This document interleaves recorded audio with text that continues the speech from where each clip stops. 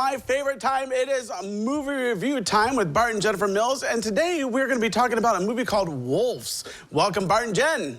Good morning. All right, so this movie stars Brad Pitt and George Clooney. I'm expecting big things. Well, I think a lot of people were. This is an Apple production. You know, Apple has kind of all the money because we buy their phones, and so they have really started compiling these movies where they're just basically giving stars an opportunity to kind of do what they want to do.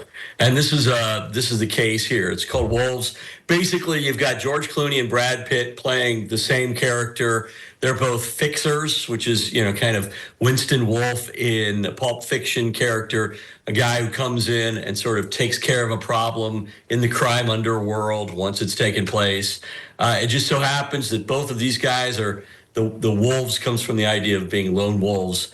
And so they both work by themselves, but they get called in on the same job. They get double booked, if you will. And so allegedly hijinks ensue. Yeah, so I watched the preview for this one, and it looks like it's kind of a comedy, definitely action to it. So what do you think?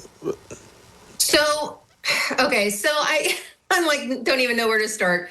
You know, the thing that we love about Brad Pitt and George Clooney, if any of us, we've all seen the Ocean's movies, right? And they just have a great bromance. They're just fun to watch working together. But this movie actually has them working against each other. Like, there's no love there. There's all this animosity, a lot of bad writing, just bad script going on here. And so we just don't get to see that love. And so it just doesn't work. Yeah, so this movie is 108 minutes, which isn't that long, to be honest with you, and it's also rated R. What is the rated R reason behind that? I have no idea. I mean, other than the fact that there's, a little bit of violence, well, Yeah. a lot of violence, a lot of shooting, Yeah. and some drug use. I mean, there's really no sex or nudity or anything. So my assumption is it's the violence and the drug use. There just really isn't a lot that goes on in this movie. It's a fairly by the books kind of procedural, one of those all-in-one day movies, which again can usually be pretty entertaining. John Watts is the director. He's most famous for having done the 3 most recent Spider-Man movies. I know they were all pretty successful, but it seems like in this case, there's a guy that was behind in a big Disney Marvel production, and now he gets to relax with just 2 stars, and he relaxed a little bit too much. Yeah. Now, is this movie in the theaters or is it only on Apple TV?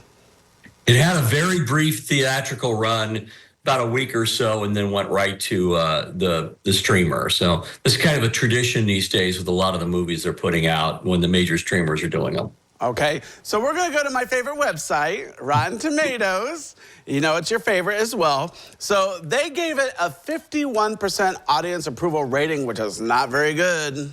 Yeah, I figured, we were about halfway through watching this last night, and I was just telling him, this is really bad.